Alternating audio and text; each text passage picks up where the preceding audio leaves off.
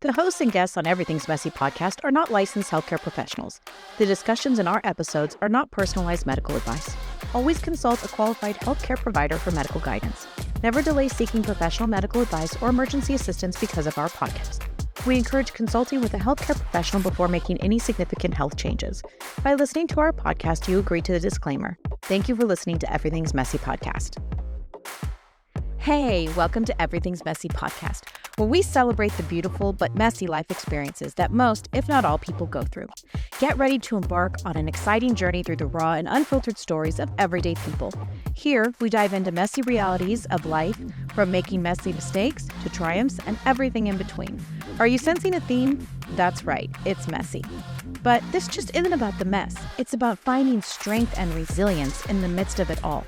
We'll explore how health, fitness, and wellness play a crucial role in navigating life's twists and very messy turns. And we'll challenge conventional systems, because sometimes the most unconventional paths lead to the greatest discoveries. Join us as we embrace the messy, beautiful, and endlessly fascinating stories. Each episode is a testament to the power of our messy journeys and the beauty that emerges from the mess. So grab your favorite beverage, coffee, sparkling water, whatever it may be, and prepare to be inspired. Are you ready? Let's get messy. What is happening, my messy warriors? This is another episode of Everything's Messy podcast. It's actually episode 122, and we are just plugging along. So I want to shift gears a little bit and get off my hormone tangent, although I do feel it's important to share that information. Today, as we are fully into the Christmas season, and there's a little added stress, there's some chaos, there's, different things that are happening around us. And, again, I talk about balance, 80-20. And when our schedules get mixed up or added to, more functions, more things we have to do, sometimes that creates, less time for exercise and things like that. And again, we have to live. There's balance. And if you can't do it one day, then the next day you go out and you give it 200% more because you missed one, or however that works for you. What I want to talk about today is threefold. And I think it's really important because, again, we are sort of, as it is the Christmas season, and we should be taking time to rest and reflect, especially because we are in the winter season. And if we're following along what our bodies are trying to do right now, our bodies are trying to rest. It is winter. Does that mean not working out? No. That just means a little bit slower as far as intentional workouts, and we're not pushing as hard as maybe we would in spring or summer. So with that, I want to talk about three things: oxidative stress and peptides. And no, I don't mean the big O. I'm not going to talk about GLP-1s. I'm going to talk about solutions that may help you with the inflammation and the oxidative stress, and why it is basically a trio of things that kind of go together. So let's just dive in. Let's just get the messy over with. So let me start by saying, what is inflammation? Well, quite simply, inflammation is the fire, right? That is sort of the igniter in the body that something is wrong. Oxidative stress is going to be your gasoline. That's going to flare that inflammation into unmanageable levels, especially if it becomes chronic. It's no longer acute. So for those who don't know, acute inflammation would be you sprained an ankle, you broke a bone, you have an injury, the site is going to swell, the body is trying to send all of the things that it possibly can to the part that it's injured, which is going to, have all these reactions, including swelling, which is inflammation, but that will eventually subside as the injury heals, right? Chronic inflammation is what they call the silent killer. Maybe not killer, but the silent thing that can lead to other things. And until you get that inflammation under control, those other things are just going to exacerbate the inflammation. So, and again, I want to say it's not about fear. This is about understanding your body. And I'm going to try and give you the tools to combat it. Okay. full disclosure, I absolutely deal with chronic inflammation and oxidative stress. It is actually, as we get into this, it quietly fuels heart disease, autoimmune disease, hormone imbalance, this and weight resistance, and blood sugar instability. Hello, check, check, check, check, check, check, check. So I am, full disclosure, I am the guinea pig here. Everything that I'm telling you, again, I'm not a doctor. You need to discuss this with your medical professional. This is my experience, and my rabbit holes that I go down is just to gain more information. Please feel free to do your own fact checking and, resource looking. But I am the data nerd, and this is why I bring it to you, so you can use it for how you see fit. So again, what is inflammation? It is the body's built-in defense system, which we talked about. And it is protective, especially, again, like I said, with an injury. But long-term chronic inflammation is destructive. And gosh, I live it, I know it, and it's been really hard to get it under control. And that is something that I struggle with on my wellness journey. A lot of people, a lot of influencers on TikTok and Instagram, they make it look so easy. Hey, take this supplement and you'll no longer be inflamed. Yeah, it doesn't. For me, maybe it's working for somebody else, but for me, it doesn't quite work like that. There's a lot of things like I need to fix this. I need to fix that. I have cortisol levels off the chart. I have like all these different things. And it's really hard to find the order in which and how they should be fixed, because what works for one may not necessarily work for somebody else. And that is the one thing that is constant through this whole wellness journey. Whatever may work for me, and I have found success in, I have had many people tell me, yeah, that didn't work for me. And that's okay. And I think that's why these discussions are so important, because we are so different and we are so individual. And so we need to just keep trying to find those things. Don't get discouraged. I know I have been, and yes, I talk about that too, but we've got to keep going. We have to try and keep on with finding that solution that's going to help us. Is it ever going to be perfect? No, I don't think we're ever going to have a perfect system for type A, B, C, D, E, F, G body, and you follow this protocol. No, I just don't think it's going to be that simple. I'd like it to be, but I don't think it's going to be that simple. So let's go back to this destructive chronic inflammation, right? And I've told you, it fuels the autoimmune disease, the heart disease, hormone imbalance, fatigue and brain fog, weight resistance, and blood sugar instability. So what we need to understand is it's not just one thing. When we start getting this chronic inflammation, obviously there's other things going on, and one of them can be gut health imbalance. And I do speak on gut health imbalance, but again, it goes back to what works for you. I've seen several health influencers talk about kefir and kimchi and sauerkraut, and we need all of these things, and that's great. But if you have a food sensitivity to any of these aren't going to be your go-tos. Then there is what's the best supplement to take as a pre or probiotic. And some of the ingredients in some of the pre or probiotics, some people can't take. So it's very frustrating. So to me, gut health, for me, again, becomes an elimination diet. It becomes stripping it all down to very basic food for at least 2 weeks, and then add back a little at a time. There are many people out there who encourage longer than 2 weeks. If you have the time and the consistency to do that, great. That will give your body time to repair, and then you can slowly start to add back the different foods to see what a trigger is. I am impatient, and I go about 2 weeks, and now I'm like, okay, let's see if I can do this. So again, do what you will with that.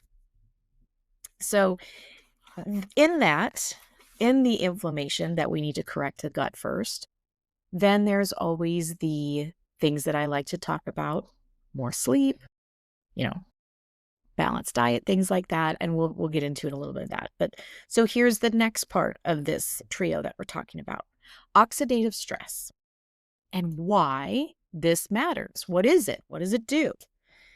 It's basically excess free radicals damaging your cells. And I love this.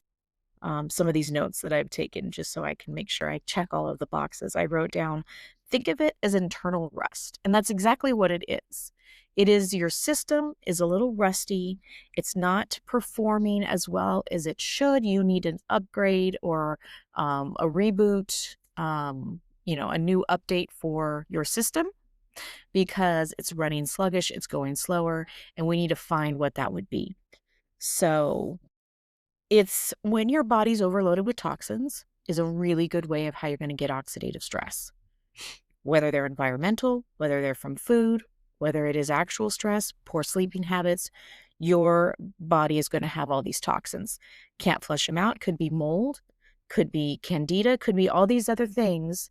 And it's just building and building and building. And your body is trying to do everything it can to get back to homeostasis. And it's working overdrive, which is now causing the oxidative stress, which then the circle that is the oxidative stress is now causing more inflammation because it's just fighting. It's best for you. Your body is trying to give you exactly and do exactly what it is designed to do. And we make it a little bit harder because maybe we're not changing our habits. We're not doing the best that we should. The other thing, and again, this is why I speak in my own experience, oxidative stress is a lot of it, again, especially in my case, is blood sugar swings and inconsistent blood sugar. And I struggle with this as a type 1 diabetic, but I am telling you, even if you do not have type 1, type 2, or other forms of diabetes, you are not doing yourself any favors by giving your blood sugar these tremendous swings. Now, some people will say, well, why would we have blood sugar swings? Our pancreas works. Isn't it, giving us the insulin that we need to correct it? Yes. But if you are, drinking a Coke, then having your Snickers, then, yes, that just means the pancreas is releasing more insulin to keep that sugar down. And then maybe you fast or you don't eat the rest of the day. And so then your blood sugar is going to drop. And so it still has an effect. Now, it may not have the effect on you that it does in me, but it's still going to cause stress. So you want to be mindful of that. And then, of course, the other thing that I always talk about, when your stress is nonstop. And so, here we are again into the busy season of Christmas. We get, places to go. We have to sit in traffic. We have to travel, all of these things. And a lot of times, yes, these are temporary stressors. But sometimes if your body is already in a high level of stress, it's going to hang on to it, which is going to cause more inflammation, which is going to cause more oxidative stress. And the loop just goes round and round. So that is really important to understand. So what is oxidative stress damage? It damages your mitochondria, which very simply, mitochondria is your energy. So when you're dealing with brain fog and low energy, that is your mitochondria. It's sick. It's unwell. It's not functioning and performing at the level not only that it wants to do, which is why your body is trying to put out all these other things. It's just not getting to those optimal levels, and that's hurting. It also is DNA, right? It's just somehow we have some systems that process and eliminate and do better than we do other systems. The hormone signaling, I was trying to stay away from this, but it goes right into what I'm talking about. And the ugly word of balancing hormones and those different stages that we're in, cough, cough, perimenopause, and all of these other things. I mean, our body is just like, uncle, I give. Like, it's just too much. And, my husband always says, how do you eat a rhinoceros? One bite at a time. So we have to take these things one bite at a time. Slow steps, intentional steps, making sure that we're doing the best for our body. And again, that balance of still living. And that is the cycle. That is the vicious cycle that I would say probably most of us are living in, and a few of us with other underlying conditions. And that's just how it is. So then you have how this is one of my favorites because it's just so obvious, but it it's hard to grasp. And what I mean by that is, so the inflammation creates more free radicals. The free radicals create more inflammation. The body gets stuck in a never-ending damage loop, like I was talking about. And so the symptoms feel endless. The healing feels very slow. And I am raising my hand. I am telling you right now, nobody knows this better than I do. It has been a long journey since 2022 for me. And I'm grateful to be on this wellness journey. And I've learned so much. But there is no quick overnight fix. There's no pill you can take. It is a constant continuing to put one step in front of the other, continuing to eat that rhinoceros one bite at a time. I don't even think I'm halfway through that rhinoceros, to be honest. And then your nervous system. And your nervous system is all messed up because all these other things are messed up.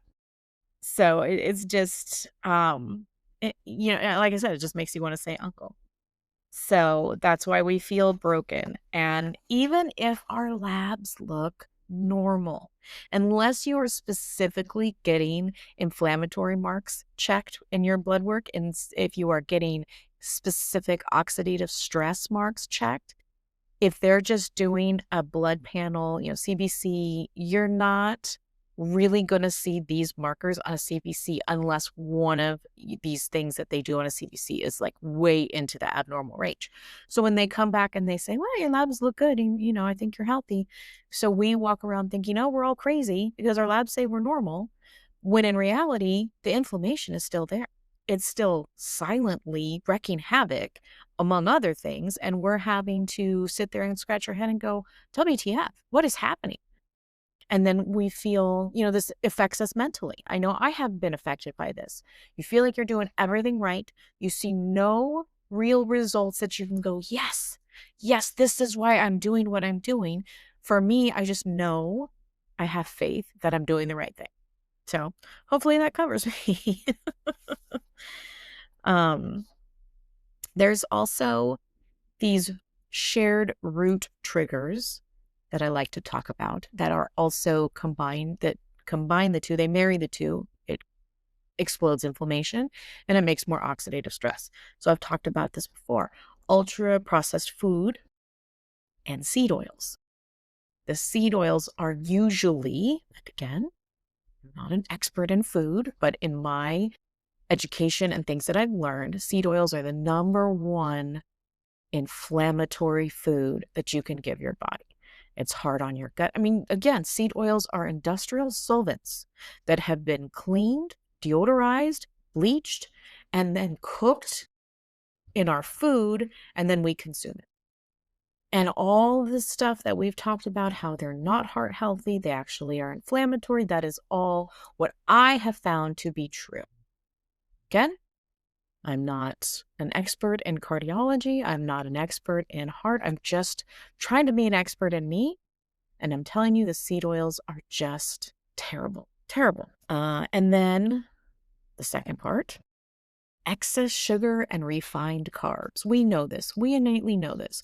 We've known since the 2000s when they've tried to do Atkins, paleo, now carnivore. We know sugar is the enemy.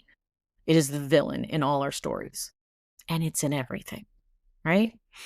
One of the, I think I've quoted it before, one of the books that I have read talks about how sugar is more addictive than cocaine.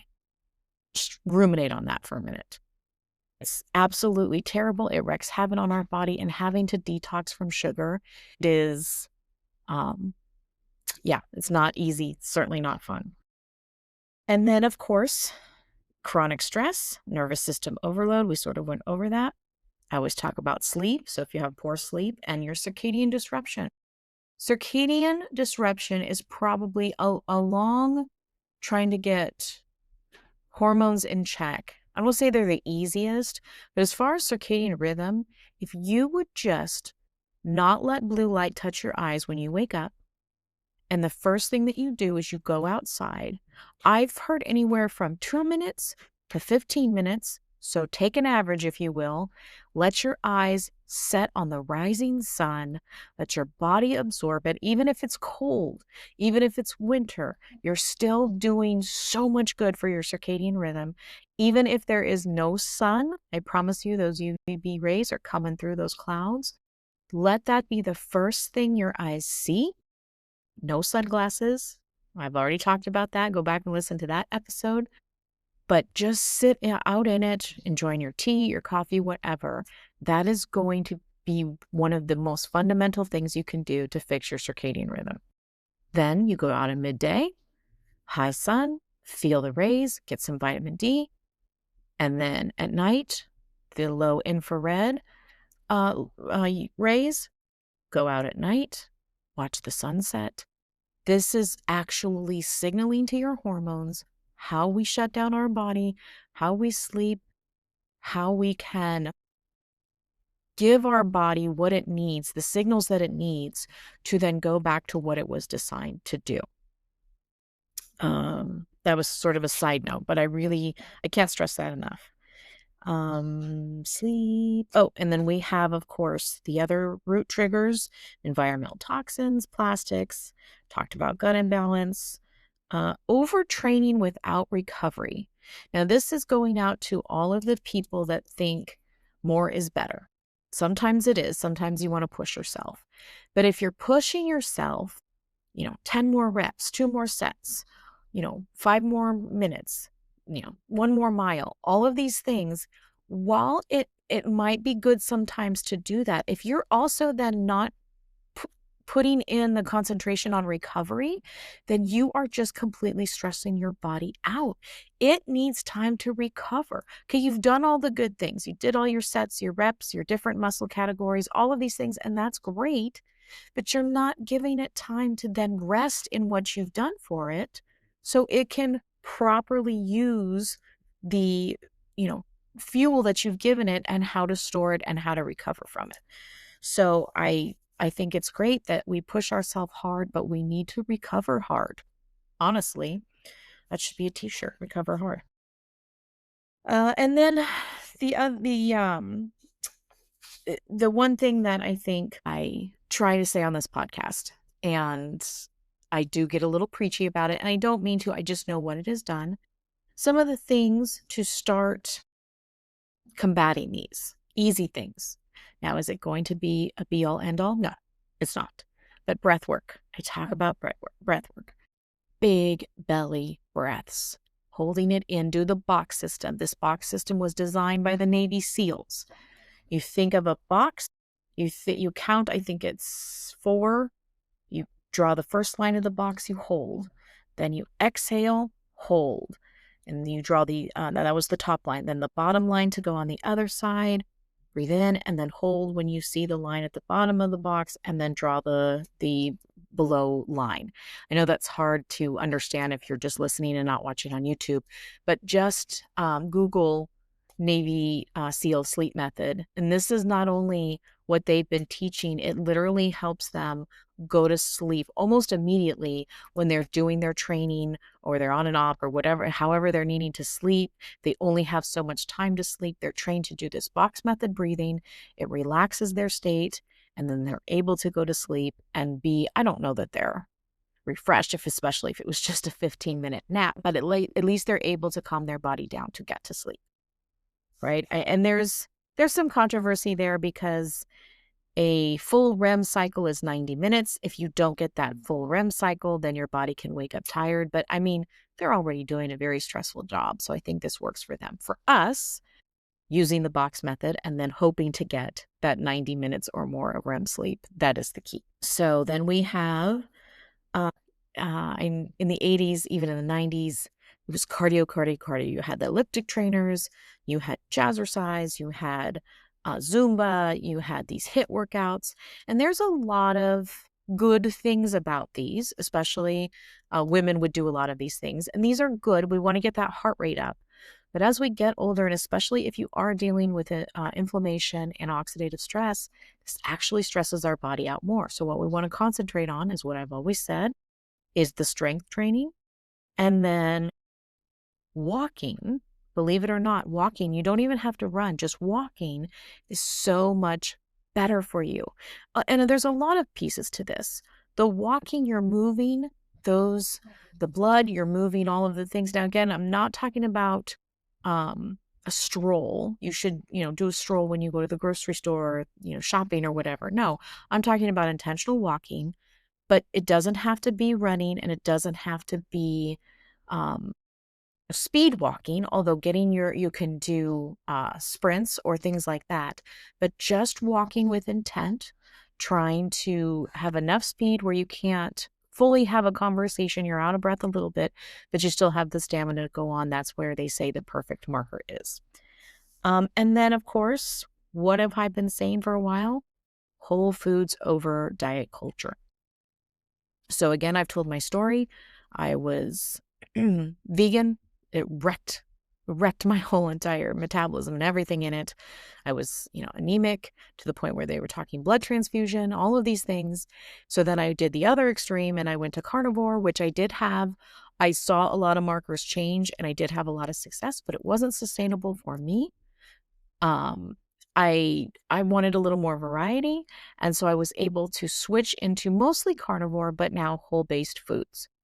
And I'm on the low glycemic index, so I'm not trying to trigger my blood sugar, but we're talking blueberries, which are low glycemic, zucchini and squash, which are actually fruit, not vegetables. So that's a good thing because remember we talk about the toxins in vegetables.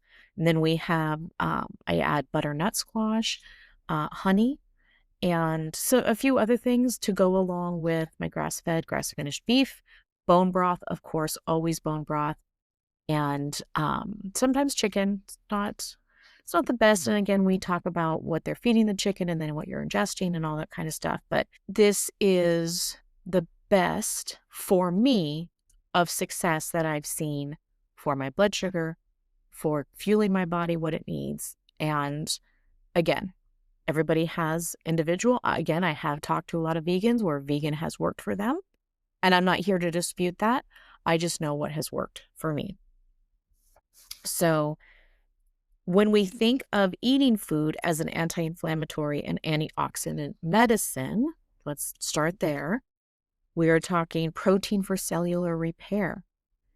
Every person, regardless of the kind of protein or where you're getting your protein, again, I stand by the superior protein is red meat, but I'm not here to debate that. But every person should start out their day, even if you're not doing breakfast. And again, we can talk about skipping breakfast, not skipping breakfast, fasting, not fasting. That's a different subject. But your first meal of the day, wherever it should be, you should be getting a minimum of 30 grams of protein. Doesn't matter how much you weigh, doesn't matter what you're doing. That's a minimum. Right? Then you can add in the caveat of, I'm training harder, I'm doing this, I need more. Absolutely. But a lot of times our bodies cannot break down and synthesize and use more than 30 grams of protein at a time. Then you add in your berries, maybe some honey, especially if you are walking and you need that natural sugar because honey is also going to help you with histamine, especially, and I've always said this, you want to be purchasing honey locally. Go to your farmer's market. Yes, it'll probably be a little more expensive, but the reason why we need to be eating our honey locally is because it's actually going to create in us ways to protect us from seasonal and local allergies. The bees know what they're doing. I stand by the bees. And so if you're buying honey, but it's imported or shipped from Colorado or other places, and you're like me and you live in California, that's not really going to serve you. It may taste great and it may be organic, and that's all wonderful, but you need to be eating honey locally. If you're in Texas and you have a high cedar count, Texas is always dealing with cedar, seems like a couple times a year anyway. You want to buy honey from Texas. Now, is it going to completely get rid of your allergies? No. Is it going to help reduce a lot of the histamine symptoms? 100%. And the more you put in your body, the more it will actually prevent that histamine reaction. So that's my speech spiel on bees. I stand by the bees, okay? Get that local honey. Your body will thank you. So then we talk about healthy fats that don't oxidize, right? So again, I've always said fat is not a bad thing. but it depends on where you're getting your fat from. And remember, we need some fat. That's how our body thrives, and it helps us break down the rest of the nutrients that we're getting. And we want to have healthy fat. And so when people say, well, I'm on a fat-free diet, it concerns me because our bodies do need some fat. It just depends on where you're getting your fat. Okay, so avoid reheated seed oils. We've already talked about the seed oils. So micronutrients beat macro obsession. This is a good one. This is a back and forth. I don't know, maybe because again, everybody's different. Everyone that is swears by their macro intake. They've talked about, superior weight loss. They're able to, cheat a little bit because most days they are following their macro micro stuff. But sometimes we don't have time. I don't know if I'm the only person like this, but I get so fatigued having to pull up my fitness app or whatever I'm using and put in the calories and find the food that I put to just see if I'm getting all that I need. I'm not saying it's not important. I'm just saying I get tired of it. I get tired of saying, okay, I have to find, 3 eggs or 8 ounces of this beef or things like that. And I'm just using these as suggestions. I'm not eating that much at a time, but I'm just tired of it. So what I try to focus on because I see that coming. And I think a lot of us, if we're self-aware, we know when we're going to get in one of those moods. And I think we just need to go, okay, we're just going to put the phone down and put the app away, and we're just going to eat what we know is what is good for us. And that's what we're just going to stick to. We're not going to be obsessed about weighing, although again, there's been a lot of success in that. And I think maybe if you're starting out and you need to learn these things, yeah, I would recommend it. But if you're just like me, where you've reached a point where I'm so tired, if I have to weigh another 6 ounces of beef or whatever it is, just done. It's not sustainable. And again, like I said, after you've been doing it a while, you're pretty much eating the same things. So you should have a pretty good idea of what what your portions look like, how much you should be getting. That handful of blueberries, if it's not at the certain time after the, breakfast and you're having it as a snack, but it's maybe right after breakfast or what, like to me, that's not really going to affect what's your intake. We're just looking for nutrient fuel, period. So, and then what do I always say? Right? It's not about perfection. It's about consistency. And that's hard for me too, because I feel like I need it to be perfect, but then I get burnt out about it. And then there's some days where I'm like, who cares? I just don't want to do it today. And so we need to make sure we find that ugly word balance in what we're trying to do. So, all right. So stress as a biological inflammation switch. The nervous system controls inflammation. So if we are in constant fight or flight mode, it raises our cortisol levels, which I've talked about before. And then what does it do? It gives us oxidative stress. Damn. Now I'm in a huge predicament because my nervous system is, look, I'm just neurotic and I'm crazy and I own my shit. And, my poor husband puts up with me. My kids put up with me. I have been working really hard to calm my nervous system. And so for those of you out there who are maybe similar to that, I know it's tough. It's hard. Keep at it. And that gets into other things because I said it's all connected with, mentally, spiritually, physically is how we heal our body. So the mental part is dealing with past traumas, just working out things. And, if you're like me, you don't really want to go back. You just want to go forward. But obviously there's still something in you that's holding on to these traumas. And for me, and I've talked about this before, a big one for me, and I don't think anybody can blame me, although, I guess they could, but a big one for me is just the fear, and I know we can't live in fear, but the terrifying, paralyzing fear, gosh, I'm going to choke up. I don't want to cry, of having another heart attack. That is That is my most vulnerable point. And dealing with knowing that I was part of the cause is really hard. I promised I wasn't going to cry. I'm sorry. I hope by being vulnerable and talking about it, there's one person that can relate, maybe not in the heart attack, but just being so incredibly afraid that it's going to happen.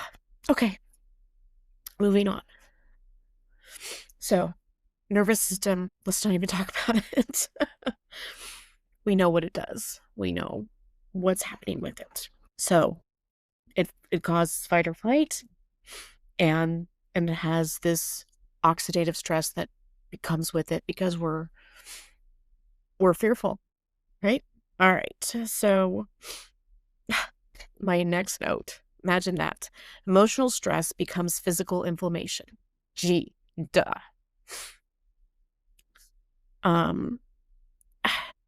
There's nothing else to say about that point. Obviously, when I was writing this, I was trying to remember and write down all of the points that I needed to get out there. And I, wasn't thinking about my own stuff at the moment. And now I am. So here it is. And so then let's move on to, you cannot supplement your way out of chronic stress. Let me say that again. You cannot supplement your way out of chronic stress.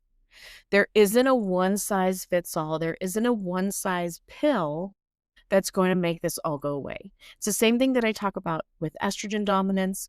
You cannot eat a carrot salad and detox yourself from estrogen. The only way to get rid of estrogen is to remove it, period. End of, that's it. So same with this.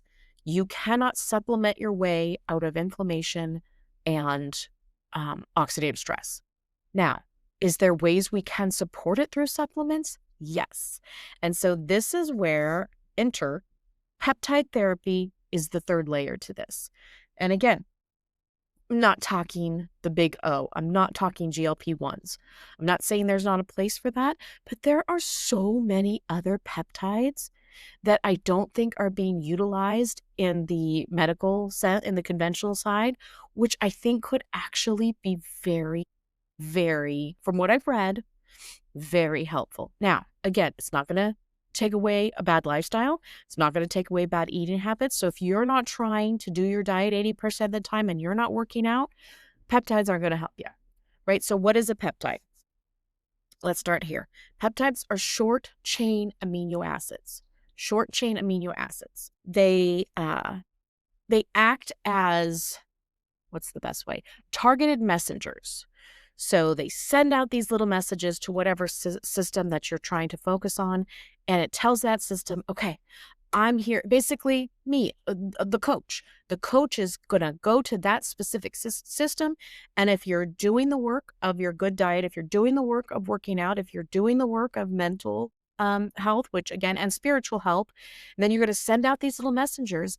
That's going to potentially elevate your game, right? We're using sports analogies. That's going to potentially elevate your game. So they tell the cells to what? What's the first thing they tell the cells? Depending on the system, and I actually think this isn't all systems. They just do it maybe in a different way. But the first thing that some of these ones that I'm going to get into to talk about is they repair. So now the oxidative stress and inflammation, if you're doing the, again, lifestyle, diet, all of this kind of stuff, it's now going to help repair what that inflammation, oxidative stress has caused. And then you're going to start to see some real results. Now, you're still going to have results if you're doing the other two things, but this is going to maybe just pick it up to the next level. Okay. Then it's going to regulate. Regulators mount up. If you are Gen X, you better know what movie I'm talking about. And I think if we have repair and regulation, and we're doing the other things that I talked about, we are this much closer to what? Healing, right? So it's not a weight loss drug. It's not hormones. And I'm not talking about GLP-1s, okay? So The inflammation damages the tissue, the oxidative stress damages the cells, but the peptides help restore what is damaged. So now we can start making those new cells, getting some more mitochondria, which what is mitochondria? Energy, which is going to give us an edge on our workouts, which is going to make us fuel better because our body's asking for more protein. And it's just, so I had the bad list over here, check, check, check, check. Now I have the good list, and I'm working on these things that are potential tools to help you on your journey. So let's get into the first peptide. Again, this is non-GLP-1. This is inflammation and oxidative stress. So the first one, and I'm sure you guys have heard about this, it's a really big one they talk about in the wellness space. This is BPC-157. What does it do? First thing, gut repair. What did we just start talking about? Gut health. And I've said this before. We have two brains. You have your brain in your head, and you have your brain in your stomach. Everybody used to say the science was your brain controls everything. But what they have recently started to say is the gut controls everything. So if you don't have balanced and good gut health to send the right signals to your brain, to your heart, to your blood, to your nervous system, then we are already reversing and behind a step. Gut health, gut health, gut health. So gut repair is number one. It lowers systemic inflammation. What? So now if we've got the good diet, working out, and the gut repair, it's going to lower systemic inflammation. Sorry. Okay, that's number two. Number three, this particular peptide, the BPC-157, it helps with leaky gut and tissue healing, right? So if you have done any research on your own or know about gut repair and things like that, a lot of us suffer from leaky gut. And that's a lot of times why we're putting all these nutrients in our body, but we can't quite digest it. And so a lot of times we're running to the bathroom after we eat because our gut is so torn up, it's not going to grab any of the nutrients that it needs, and we're just flushing it out because we have to repair that leaky gut. All right, so that's the BPC-157. The next one, thymosin alpha-1. This is immune modulation, which is going to help with those autoimmune deficiencies. It helps calm autoimmune overactivation. So those of us that know we suffer from autoimmune diseases, what does that actually mean? It actually means our bodies go into overdrive. They overreact to what's happening, and that's what gives us the autoimmune disease. And so we are trying to calm that so it doesn't overreact. Hey, sit down, man, just chill out, right? Anyone that's ever said relax or chill out to a woman, has that ever worked? I mean, let's be honest. But so this is actually one of those messengers, one of those coaches that's going to those particular cells and saying, hey, shh, it's okay. This is not as bad as you think it is. And it's going to start to calm the nervous system and the reaction to the autoimmune system. And that's what we want. And then the other thing that thymosin alpha-1 does is it supports long-term inflammatory regulation. Wow. That's a pretty big one. So again, you've done all this work. Good gut health, good eating food, working out consistently. But your body's still like, I'm tired. I'm doing this because I have self-discipline and these are the good habits that I've made and this is all great. That's my mental piece. But I just want to see more. I'm the person that just wants to see more. You all have probably, or hopefully, if not, go back and listen to it, heard my episode about crying in the gym. And I refer to this because I was so frustrated of not being farther along than I thought I should be. And no, this wasn't even me comparing myself to other people. It's just what I wanted internally for myself, and I couldn't get there. And so knowing that this supports the long-term inflammatory regulation, long-term, is going to help me get that much further into what? What was the third step? Healing. Okay, so that was thymosin alpha-1. Let's go to thymosin beta-4. This is for those of you who need some extra recovery. Okay, so tissue repair. What are we doing when we're building muscle? We're ripping that muscle so we can continue to build muscle, right? But we're also ripping some tissue there, right? There's some repair that needs to be done. So this is going to help with tissue repair.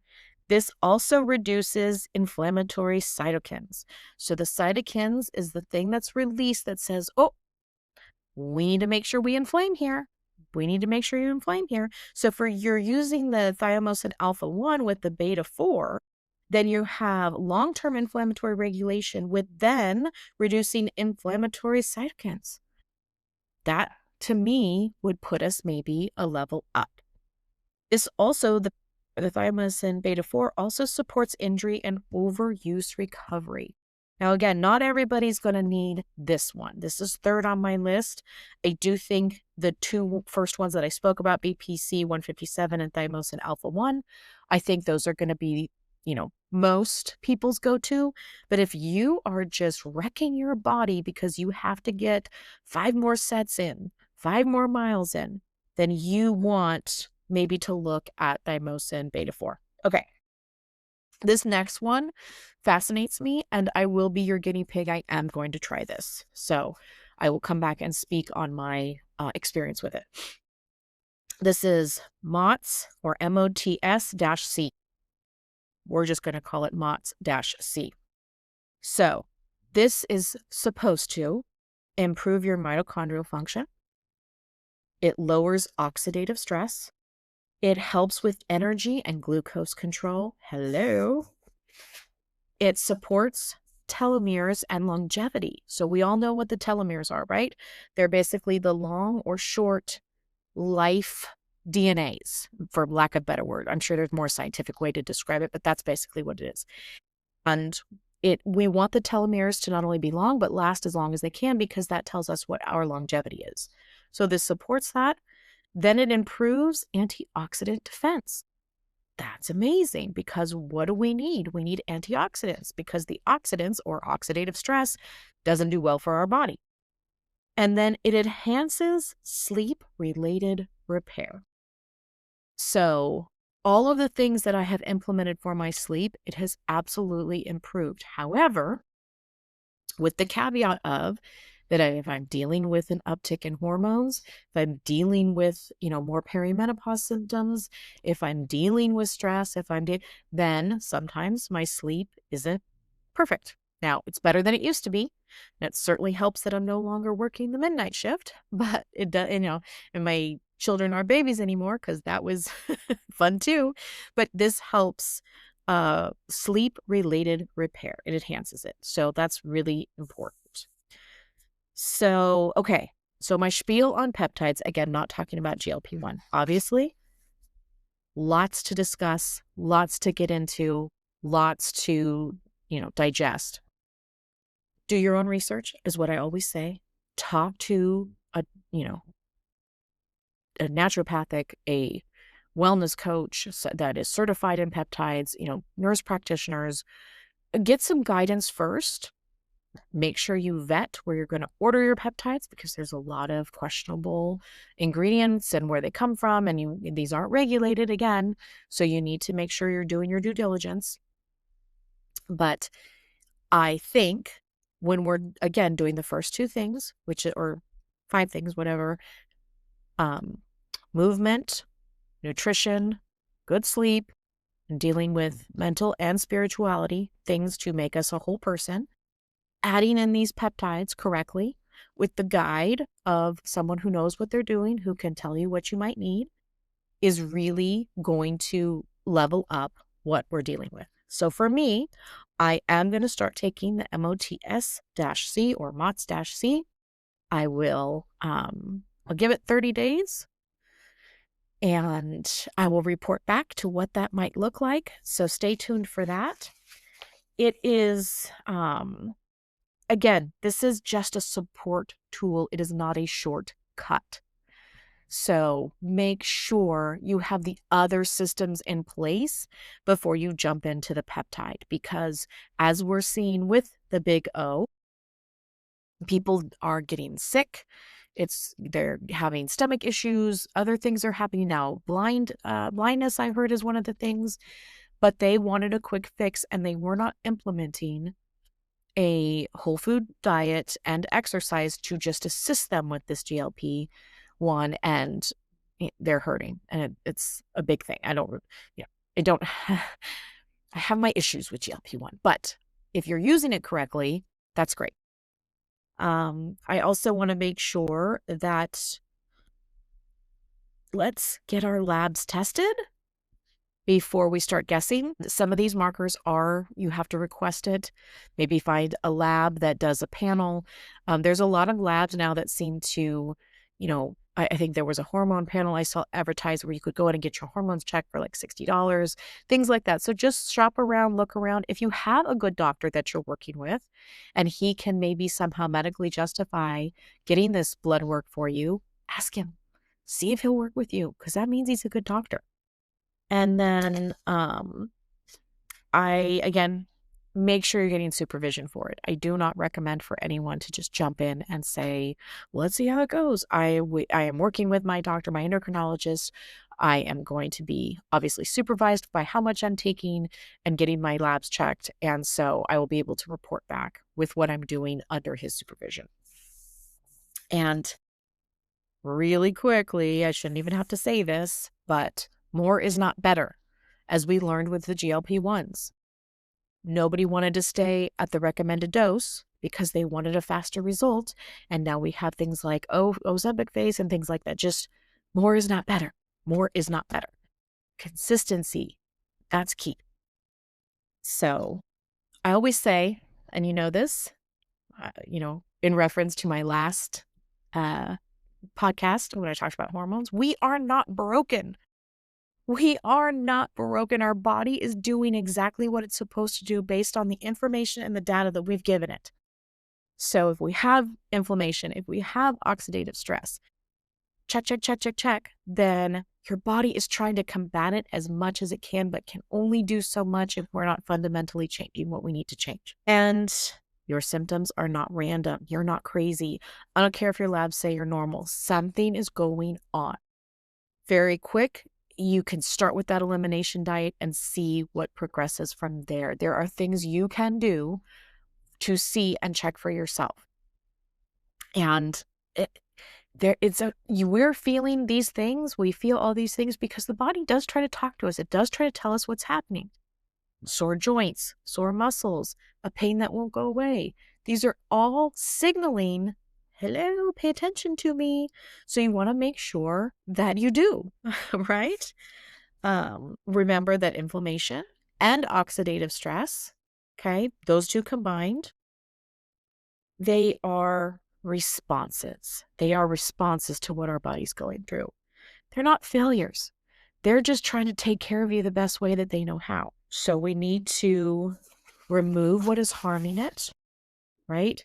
Bad diet, no movement, no sunlight, poor sleep. We need to remove that, support what will heal it.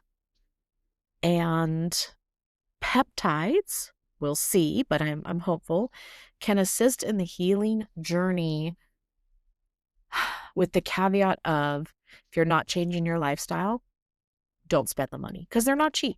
So why bother? Why bother? This is a moment, and we talk about motivation versus self-discipline all the time, blah, blah, blah. I get it, but you don't need more self-discipline. You need fewer assaults on your body. And I'm just going to leave that there because I think we talked about seed oils, poor sleep, no movement, no sunlight. We know what it is. And I don't want to call them out, but I'll just say I have a few clients who it's hard for them to accept that some of the tools that I try and recommend is that simple because they somehow are resistant to thinking that it will help them to sit in the sun, but it 100% will. It just will. They're getting there. We have to build some relationships and other things. And I'm grateful for their feedback. I'm glad they're telling me there's no way sitting in the sun is going to help me. Contrary, yes, it will.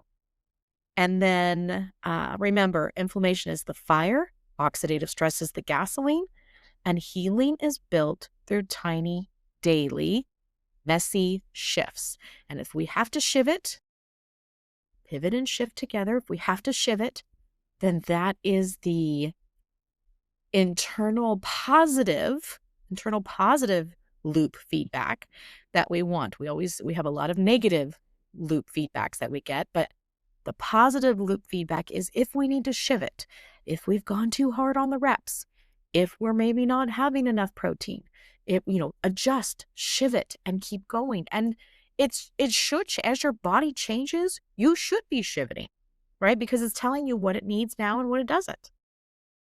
So, very simply, a messy action step that you can take right now, especially in this Christmas season where really nobody wants to deal with this. Just start with one better meal. Just one better meal, right? Just one better meal. Whether it's eliminating something, whether it's adding more protein, just one better meal. Just don't make it so big and complicated. One messy step, one better meal. Or one earlier bedtime, right? Don't sit there and scroll for an hour and a half before you fall asleep. That blue light is terrible for you. And if you have to check emails or it's one of those nights where you have business or whatever, make sure you're putting on the red light filter on your phone. And I will actually drop the instructions on how to do that. It does take a little bit getting used to, but it is actually so much better for you. Once the sun goes down, we should not be getting any blue light, period, end of. So if you have to, which sometimes we do, I do too, but if you turn on that red light filter on your phone, I don't know Android instructions. I'm sure you can look it up, but I do have the iPhone instructions. The red light filter is amazing. And it's nothing you have to purchase. It's already built into your phone. It's great. And then last one, which I think it's talking to me. I wrote these things and I feel like I was telling myself and I'm not listening to myself. 1 day of nervous system reset. Ugh. Bleh. We saw what happened to me earlier, so bleh. But again, these don't have to be major things. They don't have to be pressure. We don't need that pressure, again, especially around the holiday season. We just can start with one messy action, one messy step. This is where we need to start. If you are not a beginner and you are in the thick of it and you're at the frustration level that I am, send me a message. Let's talk about it. Hit me up of what you've tried, what you're doing. I would love to share what I've tried, what I'm doing, and why we are at the frustration level that we're at. But I'm still hopeful. I remain hopeful. I remain committed to eating that rhinoceros, which I know sounds so funny. And yeah, I know this was a kind of a long one. We went over a ton. I will have extensive show notes, but I would love for all of you or any of you to let me know. Please forgive me for my emotional breakdown. And just know that I'm so grateful to have this platform to talk to my messy warriors. We are in this together. You are not alone. We are all on a messy journey, and we are just going to continue to find our strength through the mess. See you later. Thanks for listening to Everything's Messy podcast. Whew, if you made it this far, give yourself a gold star or at least a nap. Honestly, if you showed up today and you were listening, you've already crushed it. I'm so grateful for you listening. If anything hit home, share it, tag me, write it on a sticky note. I don't care. Just don't keep all of this messy goodness to yourself. You can find me on Instagram at Everything's Messy Wellness or over at my website, everythingsmessywellness.com, where I've got resources, coaching, and probably a new rant about blood sugar or something that's just nonsense. It's all waiting for you. Check out my YouTube channel. I've got all of my podcast episodes up there. And I'm on X at Everything's Mess. Or if you just want to send me an email, Sarah at everythingsmessywellness.com. Look, until next time, hydrate, take no crap, and as always, keep it messy.